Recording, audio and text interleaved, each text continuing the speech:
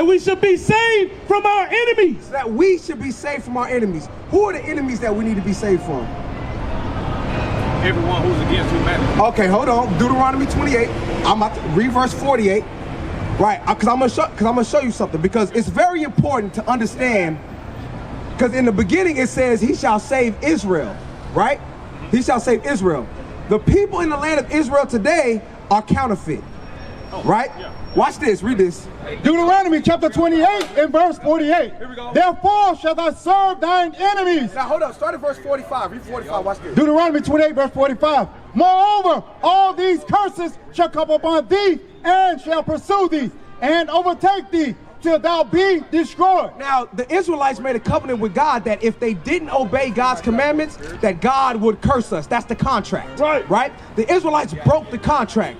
Hence, all of the Israelites throughout the history of the Bible going into captivity under the Babylonians, the Assyrians, the Persians, the Greeks, and then even in the time of Jesus, the Romans had the Israelites in slavery, in captivity. Hence, when Jesus said, give unto Caesar what is Caesar's, is because they were taxing the Israelites heavily, right? Read on. Because thou servest hearkenest not unto the voice of the Lord thy God. So the curses came because we didn't listen, verse 46. Verse 46. And they shall be upon thee for a sign and for a wonder. So now those curses would be a sign. What would they need to be a sign for? A sign tells you what something is, right? So when I see Chipotle, I say, oh, I can go get a burrito in there. That's the Chipotle restaurant, right? Oh, those are the Golden Arches. That's McDonald's. I can go get me a double a cheeseburger or whatever, right? A sign tells you what something is, because one of the curses is that the Israelites would lose their identity. Their identity would be changed. Read verse 37, watch.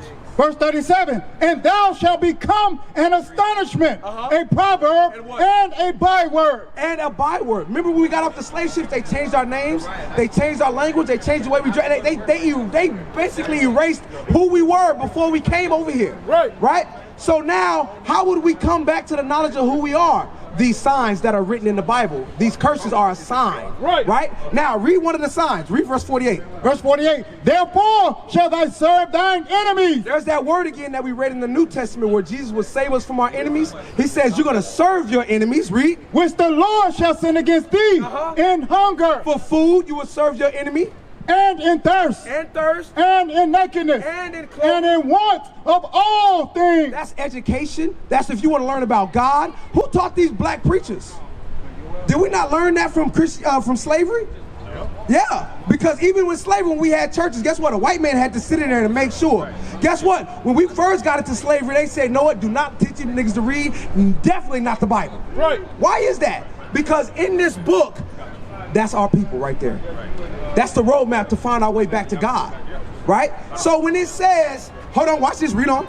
And he shall put a yoke of iron upon thy neck. So it says your enemy will put a yoke of iron upon thy neck, historically.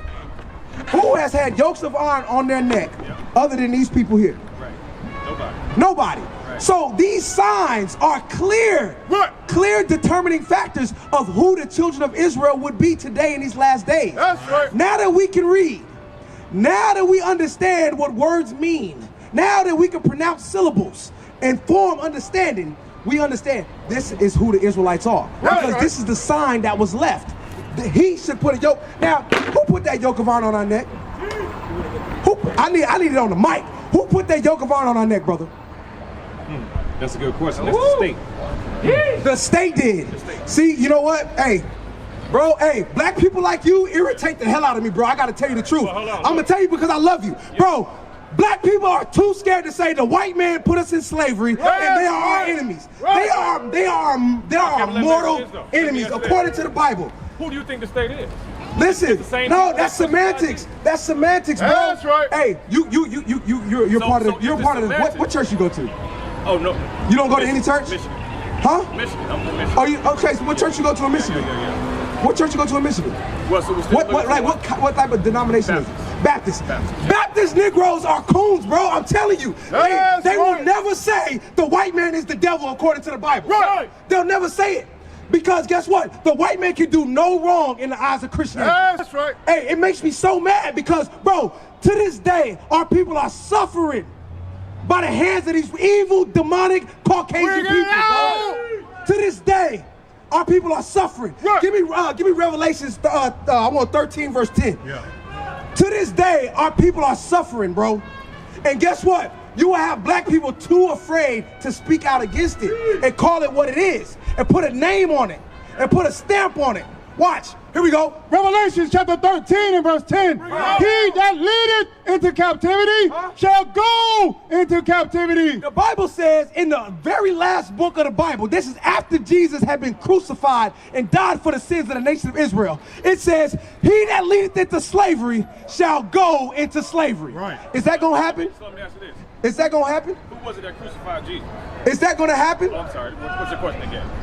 It says, he that leadeth into slavery shall go into slavery. Is that going to happen? He that leadeth into slavery. Yeah, so okay, let me put it into plain terms, right? So that a Baptist can understand it. The white man took black people into slavery, right? The white race had the black race in slavery here in America and in the Caribbean islands, so forth and so on, right? England, all over the world, right? Are white people gonna go into slavery as a just judgment from God? Yes or no? That's the yes or no question. Are they going to go willingly? No, I ain't say willingly. I said, are they going to go? Because if God said they're going to do it, it don't matter if they want to or not. We didn't want to go into slavery, but God said we would do that because we broke his law, and we did. Right. So are they going to go into slavery? Right, yeah. You believe? Okay, very good. So now, that's the first step. Admittance is the first step. Right. Now, I want Jeremiah 30, verse 16.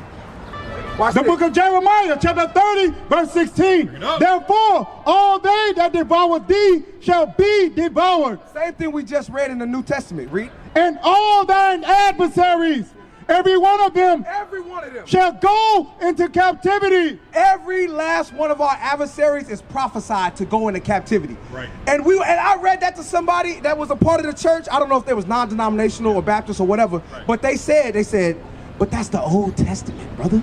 Right? But watch Revelations. Read it. Revelation chapter 13, verse 10. He that leadeth into captivity shall go into captivity. That's his people. He that killeth with the sword He that kill with the sword must be killed with the sword. Now watch this part. Here is the patient and the faith. And the what? And the faith. And the what? And the faith. And the what? And the faith. And the faith of who? Of the saints. So people who believe in Jesus trust that those people that brought us into slavery, that raped my great-grandmothers. Bring it out. Hey, do you know that my great-great-grandfather had land and the white folks stole it and put my family in poverty? You know that happened. Do you know that my great-great-grandmother, when she was 3 years old, picked cotton? You know that? Guess what? You know that her daughter picked cotton. Right. Yeah. All my great uncles, they still alive to this day. They pick cotton as little children in the country here in Texas. So do you not think that there should be a judgment for that? Wake him up. Because guess what? I'm a young man. I didn't experience a lot of the racial disparities that the older generations getting hit with bricks and a lot of different things during the civil rights era. I didn't witness that, but it still runs me hot. It still runs me hot. What is a nation?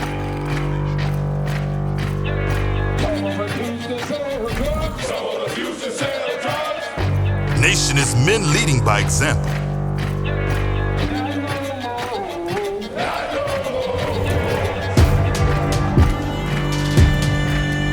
Nation is family.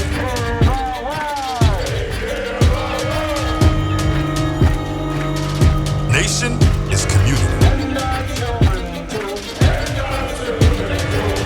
Nation is children with role models.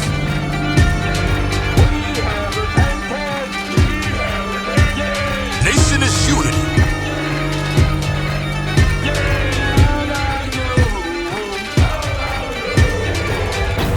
Nation is you. And finally, my brethren, be strong in the Lord. His word, his word, his word.